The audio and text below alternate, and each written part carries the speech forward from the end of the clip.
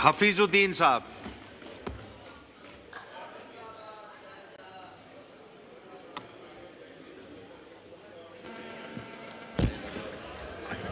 बिस्मिल्लाहिर्रहमानिर्रहीम। अस्सलातु वस्सलाम अला मुहम्मद रसूलुल्लाह सल्लल्लाहु अलैहि वसल्लम। मेरी है मोहतरम जनाब डिप्टी स्पीकर साहब, अभी जनाब मेरे साथी शहरियार आफरीदी साहब ने बड़ी दबंग तकरीर की, बड़ी जोर से मुतालबात किए, बड़ी गरजदार आवाज में लोगों को समझाने की कोशिश की। हम तमाम सियासी लोगों को इस बात पर गौर करना चाहिए और सोचना चाहिए। शहरियार आफरीदी साहब की जो जाती मामलात की गुफ्तगू थी, मैं उस पर सख्त अफसोस का इजहार करता हूं और मुतालबा करता हूं कि इसकी तहकीकात करवाई जाए। लेकिन जहां तक सियासी लोगों के रवैये की बात है, तो सुनिए, आप अपने दौर की किताबचे को खोल कर देखें कि आप क्या करते रहे, आप किस अंदाज के अंदर हुकूमत चलाते रहे, आपने लोगों के साथ क्या किया। ऐसी दास्तानें बहुत हैं। हाँ, मैं आपके साथ था, मैंने आपको इसलिए छोड़ा कि आपकी सफों में मैं सिंध के अंदर पहला एमपीए था पीटीआई का। मैं उनकी कोर कमेटी 17 रुकनी कोर कमेटी का मेंबर था। मैंने बहुत करीब से देखा है, घर का भेदी हूं, लंका ढा दूंगा, ज्यादा बात नहीं करो।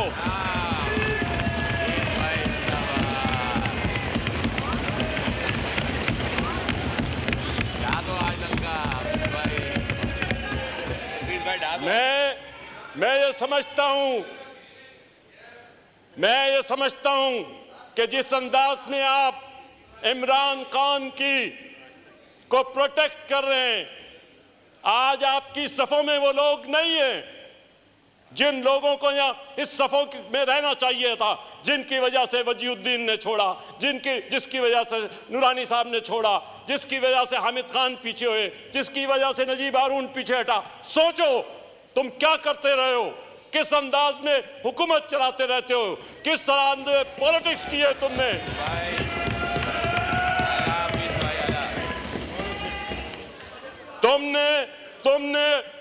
तुमने चौराहे पे शरीफों की पगड़ियां उछाली हैं। शरीफों से मुराद मेरी वजीउद्दीन जैसे लोग हैं। हम सियासतदानों को सोचना चाहिए। मैं 11 मरतबा जेल गया हूं, स्टूडेंट लाइफ से लेकर अब तक, सॉलिटरी कन्फाइनमेंट से लेकर हर चीज बर्दाश्त की है। हाँ, तुम भी मेरे पास आए हो, तुम सोच के बोलो सारी बात।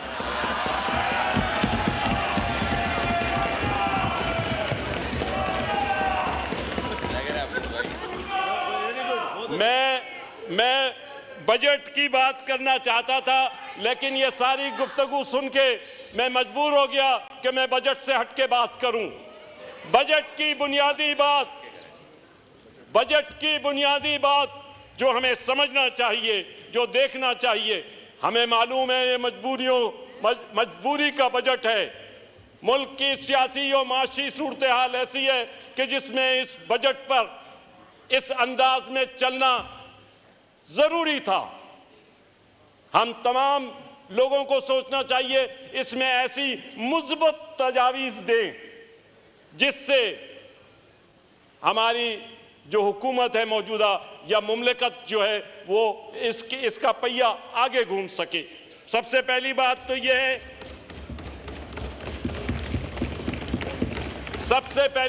यह है कि सैलरीड पर्सन पे जो टैक्स लगाया गया है उसको हमें मेजर करना चाहिए कि हमारी तनख्वाहदार लोग उनका टेक होम कितना है, वो कितने पैसे घर ले जा सक रहे हैं। तमाम स्लैब्स के अंदर देखना चाहिए। मेरे ख्याल में it is not possible to carry out their homes in this minimum wages formula.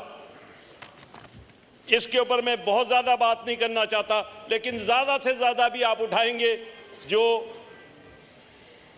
तनख्वाह मिल रही है उसमें अगर किसी को 12 लाख रुपए महीना भी मिल रही है तो उसकी सूरत हाल ये बन रही है कि 325 बिलियन हमारा पहले टैक्स था, अब वो 540 बिलियन पे पहुंच जाएगा। टोटल जो टैक्स का हजम हम जो रिकवर कर रहे हैं वो 540 बिलियंस तक पहुंच जाएगा।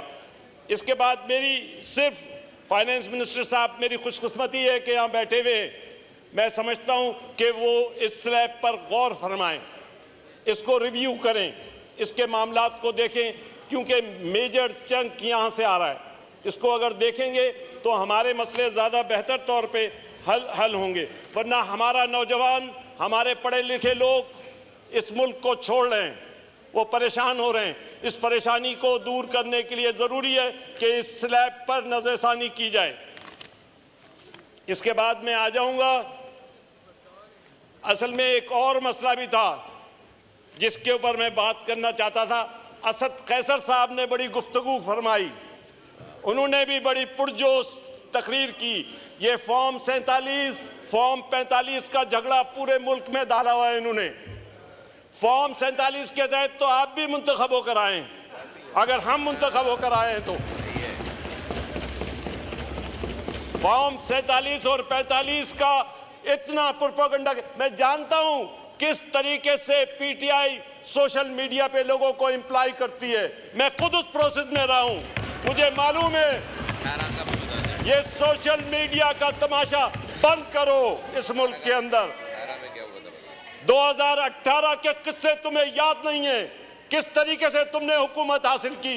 इन बातों को सोचो, इन बातों को समझो और इस बातों पर चलने की कोशिश करो जो हम तुम्हें बता रहे हैं।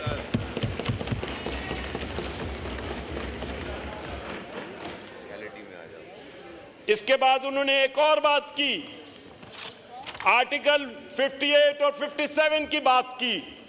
भाई अगर ये बातें करते रहोगे कि बिजली वहां पैदा हो रही है, हम कराची वाले यहां बैठे हुए हैं, पाकिस्तान की सारी दौलत हमारे रास्ते से आती है, हम उस रास्ते पे रोक सकते हैं, हम उस पे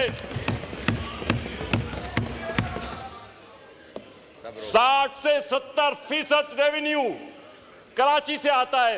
कराची के एक लालू खेत पूरे लाहौर से ज्यादा टैक्स देता है। उसके बारे में सोचो।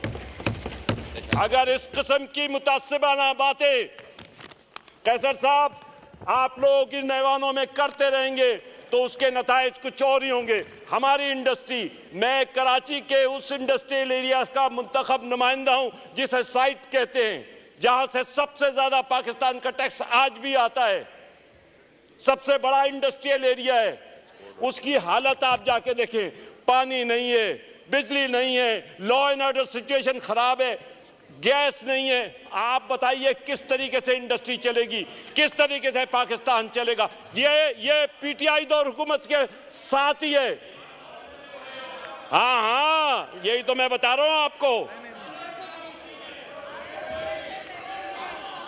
की तरफ देखिए। चले अच्छा order in the house, order in the house. कि मैं फैसलाबाद में गया था, असद कैसर साहब ने कहा कि मैं फैसलाबाद में गया था, वहां की इंडस्ट्री बंद देखी।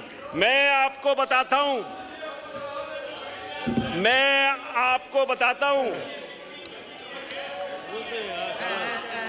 हाँ यही हम कह रहे हैं आपके दौर से। मैं आपको बताता हूं,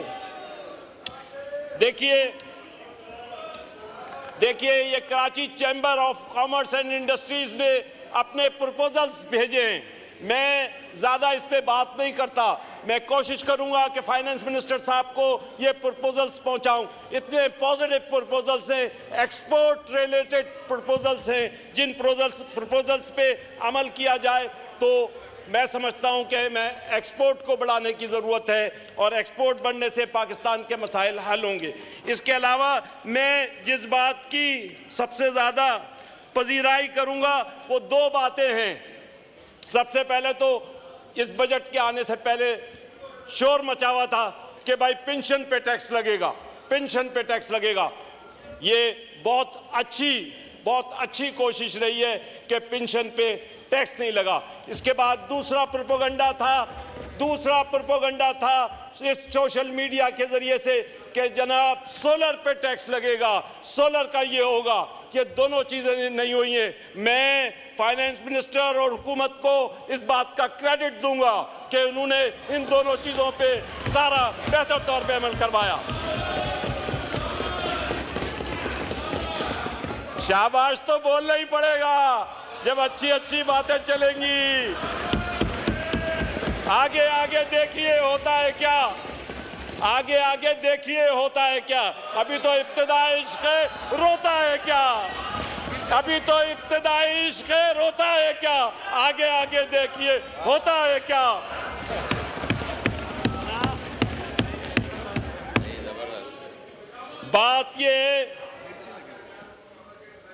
बात ये कि मुल्क को जिन चीज़ों की बड़ी सख्त ज़रूरत है उसमें हमारे पास पॉपुलेशन प्लानिंग का इश्यू सबसे बड़ा है।